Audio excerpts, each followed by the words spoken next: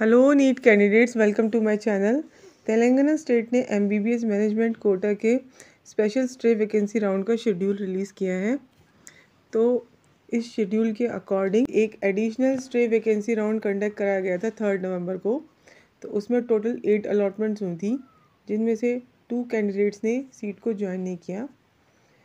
और ये Nova institute and Neelima institute इन कॉलेजेस के लिए कंडक्ट कराया था। सीट ब्लॉकिंग को प्रिवेंट करने के लिए कैंडिडेट्स को इस राउंड में पार्टिसिपेट करने के लिए एक सिक्योरिटी डिपॉजिट पे करना होगा। वो उतना ही होगा जितना कि कैटेगरी बी का जो एनुअल ट्यूशन फ़ी है उसके बराबर अमाउंट का उनको एक सिक्योरिटी डिपॉजिट पे करना होगा। और इस राउंड में जो कैटेगरी बी यानी मैनेजमेंट कोटा के लिए जो चॉइस फिलिंग है वो तभी कंसीडर की जाएगी जब कैंडिडेट का सिक्योरिटी डिपॉजिट का पेमेंट कंप्लीट हुआ होगा। इस राउंड से अगर किसी कैंडिडेट को सीट अलॉट होगी तो उसका जो सिक्योरिटी डिपॉजिट है तो वो उस अलॉटेड कॉलेज को ट्रांसफ़र कर दिया जाएगा after the reporting of the candidate. जब कैंडिडेट की रिपोर्टिंग हो जाएगी उसके बाद वो अमाउंट ट्रांसफ़र कर दिया जाएगा कॉलेज को। और ऐसे कैंडिडेट जिनको इस राउंड में कोई भी सीट अलॉट नहीं होती है तो उनका ये सिक्योरिटी डिपॉजिट उनको रिफ़ंड कर दिया जाएगा। और वो कैंडिडेट जिन्हें सीट अलॉट होगी इस राउंड में बट वो किसी वजह से सीट अगर ज्वाइन नहीं करते हैं तो उनके सिक्योरिटी डिपॉजिट फॉरफिट कर लिया जाएगा। और ऐसे कैंडिडेट्स को फिर 20 लाख का एक पेनल्टी भी पे करना होगा और 3 साल के लिए उनको डिबार कर दिया जाएगा तेलंगाना स्टेट में एडमिशन से, यानी कि वो 3 साल तक तेलंगाना स्टेट में एडमिशन नहीं ले पाएंगे।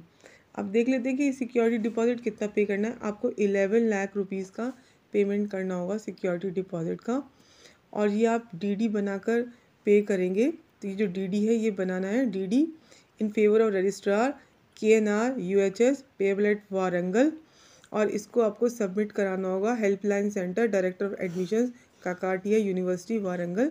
इसको आप 22 नवंबर एंड 23 नवंबर 10 to 4 PM के बीच में वहाँ पर जाके सबमिट करा सकते हैं। तो ये 2 डेट्स दी गई हैं 22 एंड 23 नवंबर 10 to 4 PM के बीच आपको ये करना है। तो जो भी कैंडिडेट ऐसे हैं जो मैनेजमेंट कोटा में ऑलरेडी रजिस्टर्ड हैं तो वो इस राउंड के लिए चॉइस फिलिंग कर सकते हैं। इसमें कोई भी न्यू रजिस्ट्रेशन ओपन नहीं की जाएगी। तो जिनका भी मेरिट लिस्ट में नेम है तो वो इसके लिए एलिजिबल है। जिन भी कैंडिडेट्स को पहले के राउंड्स में सीट अलॉट हुई थी, चाहे वो कॉम्पिटेंट अथॉरिटी कोटा हो या मैनेजमेंट कोटा MBBS कोर्स का, तो वो इस राउंड में पार्टिसिपेट करने के लिए एलिजिबल नहीं रहेंगे। और ऐसे कैंडिडेट जिन्हें सीट अलॉट हुई थी बट उन्होंने कोर्स को ज्वाइन नहीं किया या ज्वाइन करने के बाद डिसकंटिन्यू कर दिया मैनेजमेंट कोटा से, तो फिर वो भी एलिजिबल नहीं होंगे इस राउंड के लिए। और ऐसे कैंडिडेट जिन्होंने पहले के राउंड्स में चॉइस फिलिंग नहीं की मैनेजमेंट कोटा MBBS कोर्स की, तो वो भी एलिजिबल नहीं है इस राउंड के लिए। और ऐसे कैंडिडेट जो ऑलरेडी एडमिशन ले चुके हैं MBBS BDS कोर्स में ऑल इंडिया कोटा से या किसी अदर स्टेट में, अगर उन्होंने इन कोर्स में एडमिशन लिया है तो वो भी इस राउंड में पार्टिसिपेट करने के लिए एलिजिबल नहीं है। और जो ऐसे कैंडिडेट्स हैं जिनको कि MCC के स्पेशल स्टे वैकेंसी राउंड से सीट अलॉट होगी इस राउंड के लिए एलिजिबल नहीं होंगे।